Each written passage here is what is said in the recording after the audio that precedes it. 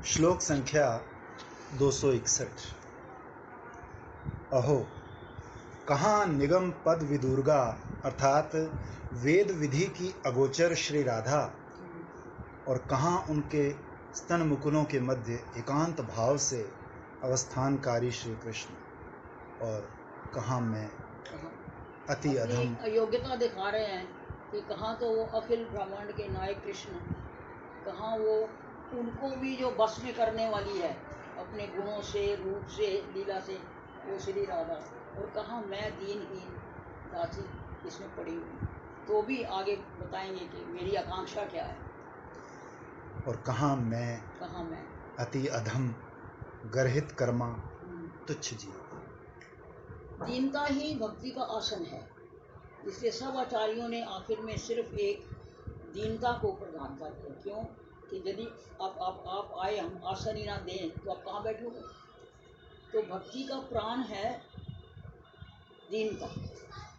आखिर में आके जब बिल्कुल निर्विकार स्थिति भी हो जाए कि जैसे कि हम है ही नहीं, तो पंजाबी में कहते हैं कि इसमें लत्थी चढ़ी दी नहीं, मतलब इसमें कोई मान कर दे तो नहीं, अपमान कर दे तो नहीं, लाभ हो गया तो नहीं, हानि होगी तो नहीं, तो इसको बोलते हैं निर्विकार अवस्था। तो भी शरीर बना रहता है। आज ही किसी संत से बात हो रही थी, तो मैंने कहा ये कैसे बना रहता है।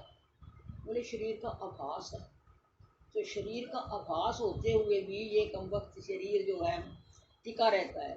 तो जो आभास की जगह जो शरीर को हम सत्य समझे बैठे हैं, तो भक्ति कहाँ से आए। तो वो भाव दे रहे हैं श्रीपाद कि कहाँ मैं हीनता अपने आप को अयोग्य समझे। तो फिर भगवान कहते हैं फिर तुम कौन सा गुण है तेरे जो मैं तेरे को अपनाऊं। तुम गुणहीन हो, अधर्म हो, सब पता है ना। मैं दीन हूँ, मैं हीन हूँ, मैं अयोग्य हूँ, मेरे में कोई गुण नहीं।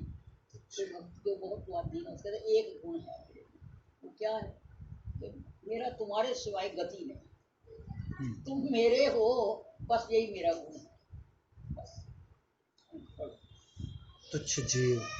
तथापि जब राधा नाम मेरी जिह्वा पर स्फुरित हो रहा है तो ये निश्चय ही वृंदावन की महिमा है। वृंदावन की महिमा है। वो यहाँ पर पोस्टमैन भी कहता है राधे राधे, कुरियर वालों भी कहता है राधे राधे। तो राधे हमारे ब्रदर लाते हो जरा व्याख्या करने में बड़े कुशल थे। तो कहते हैं आपको पता है क्या मतलब है राधे का, बताओ। रा का मतलब क्या है, रास्ता।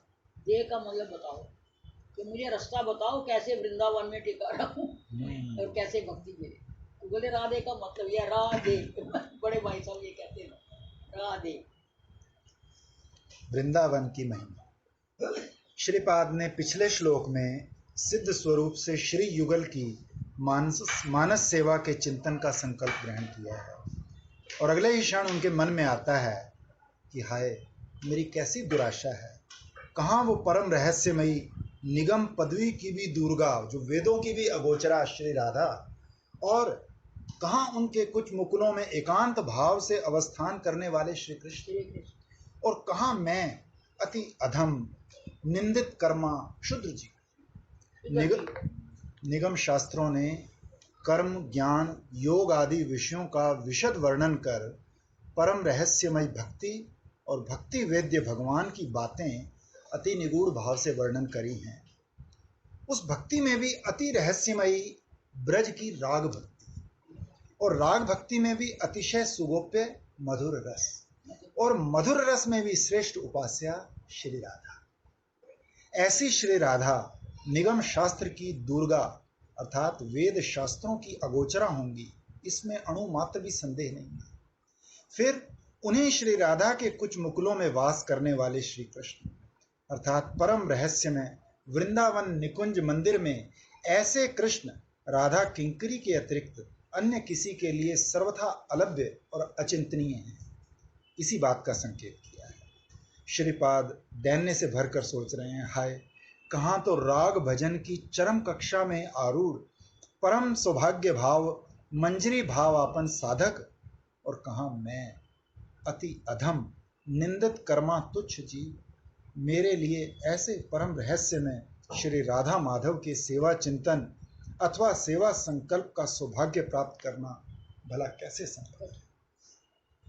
श्रीमन महाप्रभु गीता दिखा रहे हैं, वो तो नित्य पार्षद है वहाँ के, हम लोगों को सिखाने के लिए ये सब वो बता रहे हैं, वरना वो तो वहाँ है ही हम लोगों को शिक्षा देने के लिए कि इतनी दीनता आ जाए। तो कहीं, क्योंकि एक पिछले श्लोक में आया था कि जो राधे राधे राधे राधे करता है उनको मैं दासत्व पद भी प्रदान कर रहा हूँ।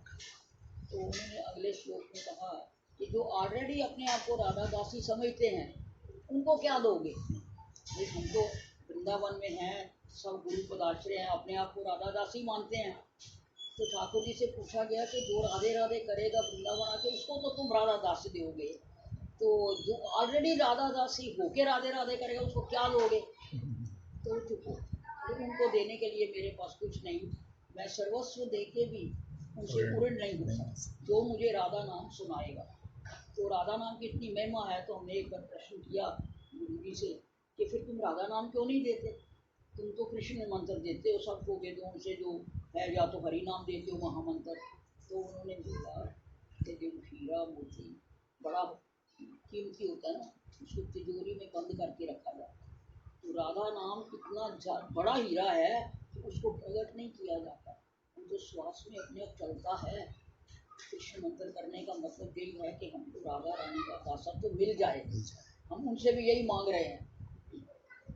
तो इसलिए राधा मंत्र कोई देता नहीं है, राधा मंत्र तो देते हैं पर राधा नाम कोई नहीं देता। तो देखो, नाम में नामी की शक्ति होती और मंत्र में मंत्र की शक्ति होती, समझे फर्क समझे। यदि मैं कहूँगी प्रदीप, तो ये नाम और प्रदीप एक हो गए, ठीक है ना, ये दौड़ा आएगा। तो यदि मैं मंत्र जाप के कहूँ कि मैं मंत्र के बल से इसको बुलाऊं, तो फिर मुझे मेहनत करनी पड़ेगी। तो इसलिए नाम की इतनी महिमा है कि जो मंत्र नहीं जप सकते या जिनकी जीवा पर संस्कृत मंत्र नहीं आ सकता, अयोग्य हैं, वो यदि नाम करेंगे तो नाम की शक्ति उसमें। इसलिए कहते हैं नाम और नामी, और नाम करते करते करते संतों ने लिखा है नाम आकाश में पाई जाता है, तो वो दिखेगा, उसमें ट्राई करके देखना। श्रीमन महाप्रभु के नित्य परिकर श्रीपाद मंजरी भाव से श्री राधा की ध्रुव अनुस्मृति, जो नित्य स्थिर स्मृति के समुद्र में सदा डूबे रहते हैं, फिर भी अपने को अति अधम, गर्हित कर्मा और तुच्छ जीव समझ रहे हैं, यही दैन्य है। ऐसे ही दैन्य के आविर्भाव से भक्त का प्रेम सिंधु समुच्छलित हो उठता है। सभी प्रकार के सद्गुणों से भूषित होकर भी स्वयं को असाधारण, अशक्त, अधम और नीच बुद्धि मानना ही प्रकृत दैन्य है। परम प्रेम की परिपक्व अवस्था में भक्त में ऐसा दैन्य उदय हुआ है। श्री कृष्ण विरह में महाभाववती ब्रज सुंदरियों का दैन्य ही इसका चरम दृष्टांत है। प्रेम विशेष के परिपाक से उत्पन्न दैन्य के संदर्भ में महाभाववती ब्रज सुंदरियों की बात कही गई है। इससे यह समझना है कि श्री कृष्ण के अनुग्रह विशेष के फलस्वरूप उनका माधुर्य अनुभव होता है।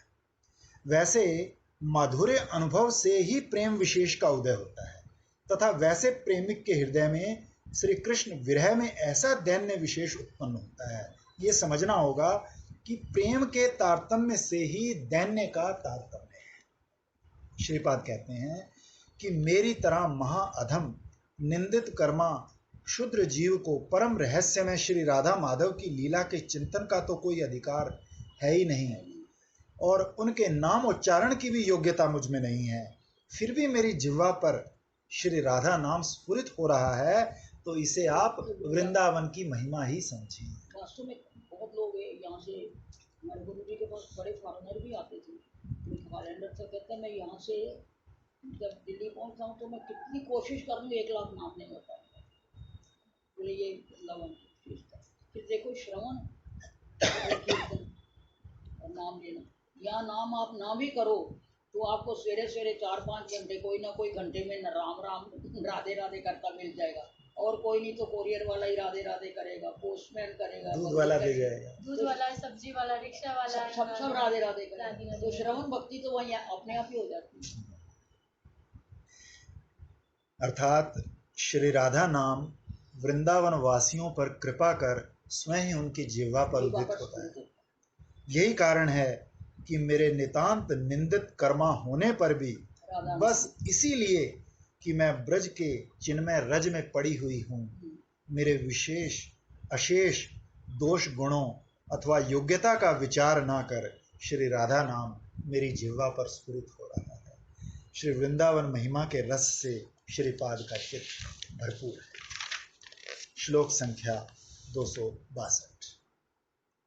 मैं इस वृंदावन में रसिक शिरोमणि श्री कृष्ण के साथ केली विलासवती श्री राधा का ध्यान करते हुए किस प्रकार ये शरीर त्याग कर श्री राधा चरण कमलों की परिमल माधुरी की अवधि प्राप्त नवरस कला प्रेम मूर्ति दासी बनूंगी। नवरस कला प्रेम मूर्ति राधा दासी।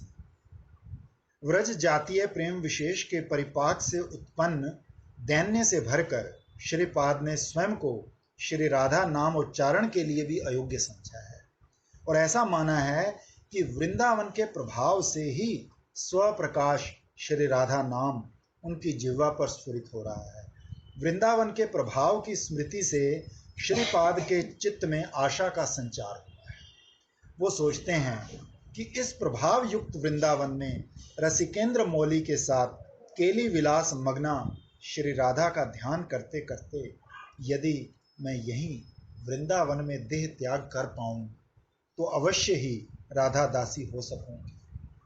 वृंदावन धाम मुझ जैसे अधम निंदित कर्मा को भी राधा दासित्व के योग्य बनाकर राधा दास से प्रदान कर अवश्य ही धन्य करेगा। जो आमरण व्रजवास का संकल्प करते हैं श्री राधा रसिक मणि उन्हें अन्यतम सेवक मानकर उन पर परम प्रसन्न होते हैं।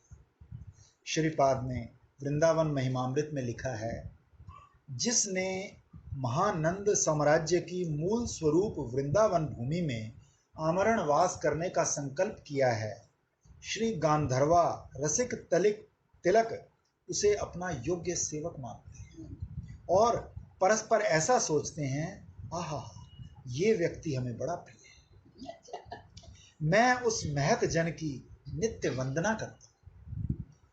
इसलिए श्रीपाद सोचते हैं कि श्री राधा रसिक मणि का ध्यान करते करते आमरण ब्रजवास कर सकूं।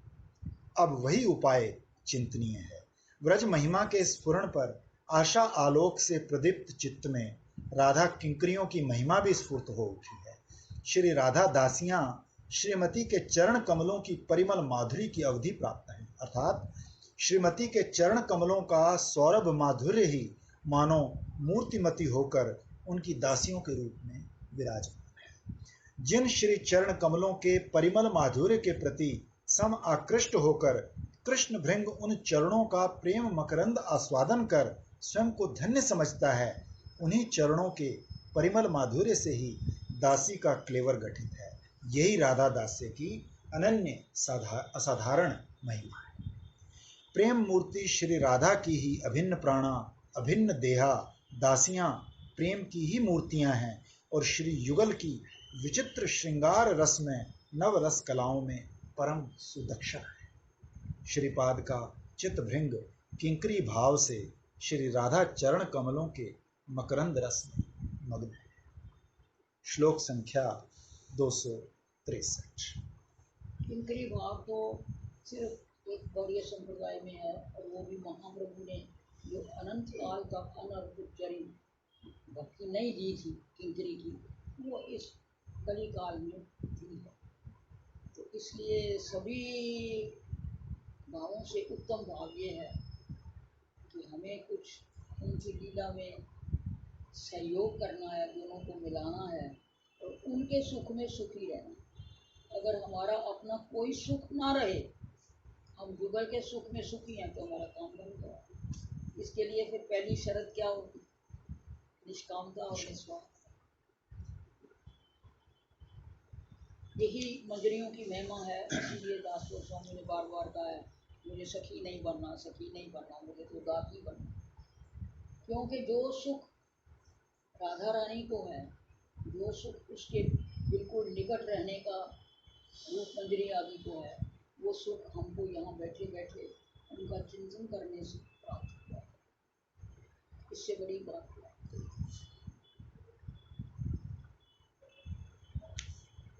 श्लोक संख्या 263। हे यमुने, तुम्हारे नीर में और तीर पर मेरी निधि श्री राधा अपने प्रीतम श्री कृष्ण के साथ क्रीड़ा करती है। हे दिव्य अद्भुत तरुलताओं, तुम सब उनके कर स्पर्श का सौभाग्य प्राप्त करती हो। हे श्री राधा केली विशेषज्ञ शुकवृंद, हे मयूरगण, हे मृग यूथ, मैं तुम्हें बार बार प्रणति कर तुम्हारी अनुकंपा की प्रार्थना करता हूँ। ब्रजवासी ये वृंदावन जो है, भौम वृंदावन दिखता है, लेकिन इसमें सब कुछ इनमें है। इसीलिए कहते हैं यहाँ के बंदर, पशु, पक्षी, रथ सब है। और विश्वास होना चाहिए। हम गुरु जी सुनाते थे, एक चेता आया, गुरु जी ने कह दिया ये तो सब चिंतामणि है, यहाँ तो सब मणि माने फैले हुए हैं, ये रज नहीं है। सवेरे वो डोल डाल गए, कहा जा बेटा थोड़ी मट्टी ले आ। ये शाम तक आया ही नहीं, मट्टी नहीं मिली। वो लड़का शाम को वापस आया तो इतनी ढेर सारी मट्टी लेके आया, पीपा बाकी। कहते ये क्या हुआ भाई? कहते हैं मेरे को तो मट्टी कहीं मिली नहीं हो, परिक्रमा के बाहर जाके मथुरा में से मट्टी लाया हूँ, रोज रोज कौन जाएगा, मैं पीपा भर के ले आया हूँ। आप रोज कहोगे मट्टी ला तो मैं कहाँ जाऊँगा रोज? तो सब मनी माने देखने लगे, तो विश्वास की बात। इसको मिट्टी माना ही नहीं। हाँ, उसको बस वो रात को सुना, सवेरे उसको लगा कि ये तो सब मनी मानी के, इनको क्या लेके जाऊँ। बहुत बड़ी बात, बहुत बड़ी। गुरु जी सुनाते जो प्रत्यक्ष कहते एक साधक। ब्रजवासियों की कृपा प्रार्थना। वृंदावन महिमा की स्फूर्ति के पश्चात श्रीपाद के चित्त में यमुना और ब्रजवासी स्थावर जंगम की महिमा स्फुरित हुई। प्रेमोन्मादी श्रीपाद यमुना तट पर जाकर हाथ जोड़कर प्रार्थना करते हैं कि हे श्री यमुने, तुम्हारे इस पावनी नीर में मेरी निधि अर्थात मेरी प्राण सर्वस्व श्री राधा अपने प्रीतम के साथ सतत खेलती रहती है। तुम्हारे नीर में और तीर पर क्रीड़ा रस विदग्ध युगल का शत शत प्रकार से स्वच्छंद निर्जन विहार अनुष्ठित हुआ करता है। श्रीपाद ने अपने श्री वृंदावन महिमामृत में लिखा है कि श्री राधा माधव कभी कालिंदी की स्वर्ण नलिनी और भृंग वाले दृश्य की रचना कर रहे हैं और कभी कालिंदी के कमल वन के हंस मिथुन की गति का अनुकरण कर रहे हैं और फिर किसी समय कालिंदी तीरस्थ स्वर्ण लता से जड़ित तमाल तरु की तरह नव मिलन लीला व्यक्त कर विलास कर रहे हैं। श्रीपाद कहते हैं, हे यमुने, तुम लीला मिथुन श्री युगल की परम प्रीति भाजन हो। यदि तुम मुझ पर अनुकंपा करोगी तो तुम्हारे वक्ष पर विलास परायणा मेरी ईश्वरी मुझ पर अवश्य ही प्रसन्न है। तत्पश्चात श्रीपाद यमुना तट के दिव्य अद्भुत वृक्ष लताओं को देखते हैं तो परम भक्ति पूर्वक उनकी अनुकंपा की प्रार्थना करते हुए कहते हैं, हे तरुलताओं, तुम सब मेरी ईश्वरी के कर स्पर्श का सौभाग्य प्राप्त कर धन्य हो। वे प्रीतम श्याम सुंदर को सजाने के लिए अपने हाथों से तुम्हारे कुसुम चयन करती हैं। अतः तुम सब की कृपा होने से मेरा अभीष्ट अवश्य ही पूरा होगा। श्रीपाद ने अपने वृंदावन महिमामृत में वृंदावन के दिव्य अद्भुत तरुलताओं के स्वरूप और उनके अवदान के विषय में लिखा है कि जिन्हें एक बार मात्र स्पर्श करने से और जिनकी कथा एक बार श्रवण कथन अथवा स्मरण करने से ही जो तरुलताएं करुणा परवश होकर समस्त पुरुषार्थ प्रदान कर देते हैं और जो प्रकृति रस रसात्मक ज्योति की दूसरी पार विराजमान है यानी अप्राकृत रसात्मक हैं, मैं उसी वृंदावनीय तरुलता राजी को नित्य नमस्कार करता हूं। जिस वृंदावन में उद्धव जी ने तृण और गुल्म के रूप में जन्म लेने की कामना की है, उस स्थान की वृक्ष लता राजी अत्यंत महत्वपूर्ण है। ये बात सहज ही समझ में आती है। इसलिए जीवन सिर्फ इन गोपियों का सफल है और किसी का। इसलिए श्रीपाद ने स्व अभीष्ट सिद्धि के लिए तरुलताओं की अनुकंपा की प्रार्थना की है।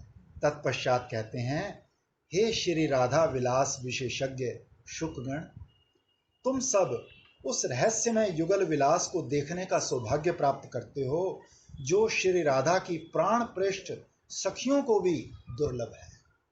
तुम निशांत में नित्य ही श्री राधा कृष्ण की सुखमय प्रबोधिनी गीत गाकर श्री युगल की श्रेष्ठ सेवा करते हो। निशीथ रात्रि में देखें रहस्यमय युगल विलास की माधुरी सखियों के निकट वर्णन कर उन सबको कौतुक सिंधु में निक्षेप कर देते हो। ऐसा सौभाग्य तो और किसी का भी नहीं। तुम सब कृपा करो जिससे मेरा अभीष्ट भी सिद्ध हो। अंत में कहते हैं, हे मृग मयूर आदि पक्षीगण, तुम सब भी वृंदावन में सदा युगल विलास दर्शन कर धन्य होते हो। मैं तुम सब के चरणों में प्रणत होकर तुम्हारी अनुकंपा की प्रार्थना करती हूँ। तुम कृपा कर मेरा अभीष्ट पूर्ण करो। हे वृंदावन की वृक्ष लताओं, पशु पक्षियों, आकाश वातास, तुम सब ये समझा दो कि मैं राधा किंकरी हूँ। श्री राधा चरणों को छोड़कर मेरी कोई गति। श्लोक संख्या 264।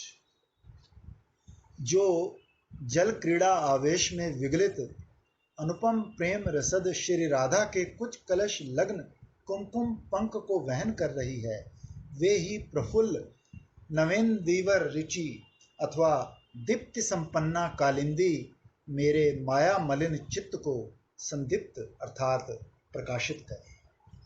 श्री राधा कुछ कुमकुम पंकिल यमुना नीर। श्रीपाद ने पिछले श्लोक में वृंदावनवासी स्थावर जंगम के साथ साथ साधारण भाव से यमुना जी की भी अनुकंपा प्रार्थना की है। अब वो इस श्लोक में विशेष रूप से यमुना जी की निगूढ़ महिमा व्यक्त करते हुए उनसे पुनः प्रार्थना कर रहे हैं। तो श्रीपाद ने पिछले श्लोक में भी राधा रानी का दासत्व प्राप्त करने के लिए श्री राधा माधव के केली विलास का ध्यान करते हुए चिरकाल ब्रजवास का संकल्प किया था। तो इस समय वो दैन्य से भरकर सोचते हैं कि हाय, मेरे इस वासना मलिन चित्त में श्री राधा माधव के परम रहस्य में क्रीड़ा विलास का चिंतन कभी भी संभव नहीं। निगूढ़ युगल विलास के चिंतन के लिए तादृश परिशुद्ध भक्ति रस भावित चित्त होना चाहिए।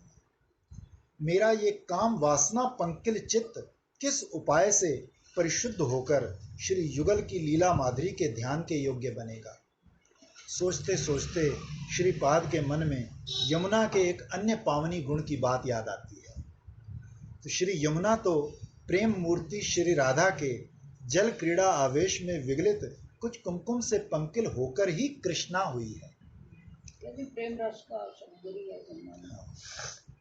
श्री राधा का ये कुछ कुमकुम अनुपम प्रेम रसद है। उनके कुछ कुमकुम के प्रेम रसद गुण की बात सर्व वेदांत सार श्रीमद् भागवत में गोपियों की उक्ति से ही प्रकाशित हुई है। भागवत 10:21-17 में किसी गोपी ने कहा, सखियों, अंत्यज जातिया पुलिंद रमणियों का जीवन ही सार्थक है। श्री कृष्ण की किसी प्रियतमा के स्तनों का कुमकुम किसी प्रकार श्री कृष्ण के पाद पद्मों से लगकर वृंदावन के तृणों से लुप्त हो जाता है। मल्ली और बिंदी वो उसी है ना, तो जब चलती हैं तो उनको बड़ी पीड़ा होती है कृष्ण गिरा में, तो वो जो चंदन लगा होता है ना घास के ऊपर, उसको लेके अपने स्तन पर लगाते हैं तो उनकी पीड़ा शांत होती है।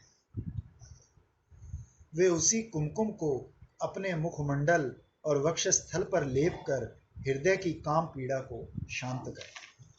ये कुमकुम परम प्रेम रसद है। तभी इस गोपी ने उन कुमकुम निर्माल्य प्राप्त परम धन्या पुलिंद रमणियों के सौभाग्य की प्रशंसा की और उस कुमकुम की अप्राप्ति के कारण अपने दुर्भाग्य पर खेद व्यक्त किया है। ये दैता प्रेयसी श्री राधा ही है, अन्य कोई गोपी नहीं। जिसके कुछ कुमकुम के प्रेम रसद गुण की बात श्रीमद् भागवत में वर्णित है, श्री कृष्ण की वही कांता कुमकुम प्रशंसा में मुखर गोपियों में भी श्रेष्ठा होने के कारण ही श्रीपद से अभिहिता हुई। द्वारका में श्री कृष्ण प्रियाओं में रुक्मिणी और वृंदावन में श्री राधा श्रेष्ठ है। मत्स्य पुराण के इस वचन के अनुसार कि वो कांता श्री राधा ही हैं, ये स्पष्ट समझ में आता है। ब्रज में कांताएं श्री और कांत परम पुरुष हैं। ब्रह्म संहिता के इस वाक्य में सभी ब्रज देवियां श्री पद से अभिहिता होने पर भी श्री राधा देवी कृष्णमयी, परम देवता, सर्वलक्ष्मीमयी, सर्वकांति, सम्मोहिनी और परा हैं। इस बृहद गौतमीय वचन में गोपियों में भी श्री राधा का परम आधिक्य दृष्ट होता है। अन्य अन्य श्री अथवा लक्ष्मियां ब्रज लीला में श्री कृष्ण संग प्राप्त करने में समर्थ नहीं हुई। ये बात नागपत्नियों की इस उक्ति से प्रतिपादित हुई है। प्रश्न हो सकता है कि श्री राधा आदि ब्रज सुंदरियों के साथ श्री कृष्ण का प्रथम मिलन महारास में ही हुआ, तो फिर रास से पूर्व राग दशा में श्री राधा के वक्ष का कुमकुम श्री कृष्ण के चरणों में कैसे लगा? तो इसके उत्तर में कहते हैं कि एक बार श्री कृष्ण के वंशी नाद से मूर्छिता श्री राधा की मूर्छा अपसारण के लिए पौर्णमासी की युक्ति से उन्हें पौर्णमासी की पर्ण कुटीर में लाया गया था। पौर्णमासी और वृंदा की चेष्टा से एक लीला है ये। श्री राधा की मूर्छा दूर होने की एकमात्र औषध श्री कृष्ण के मृत संजीवनी तुल्य चरण श्री राधा के कुमकुम लिप्त सर्वेदार्द्र वक्षस्थल से लग जाने पर श्री कृष्ण के चरण कुमकुम लिप्त हो गए थे। श्री राधा की मूर्छा भंग होने पर श्री कृष्ण लज्जित होकर ससंभ्रम अन्यत्र चले गए। तभी ये प्रेम रसद कुमकुम वृंदावन के तृणों से लिप्त हो गए। श्रीपाद कहते हैं कि यमुना में जल क्रीड़ा करते समय श्री राधा का ये प्रेम रसद वक्ष कुमकुम प्रचुर परिमाण में मिलने से यमुना का नीर कृष्ण वर्ण हो गया। उसी प्रफुल्ल नीलेंदीवर रुचि अथवा दीप्ति संपन्ना कालिंदी के पावनी नीर में स्नान आदि के फलस्वरूप मेरा माया मलिन चित्त उज्ज्वल और निर्मल होकर शीघ्र ही परम रहस्यमय श्री युगल लीला के ध्यान की योग्यता प्राप्त कर लेगा। अतएव हे कालिंदी, तुम अपने प्रेम में नीर से मेरे माया मलिन चित्त को शुद्ध कर श्री राधा माधव के लीला ध्यान के योग्य बनाओ।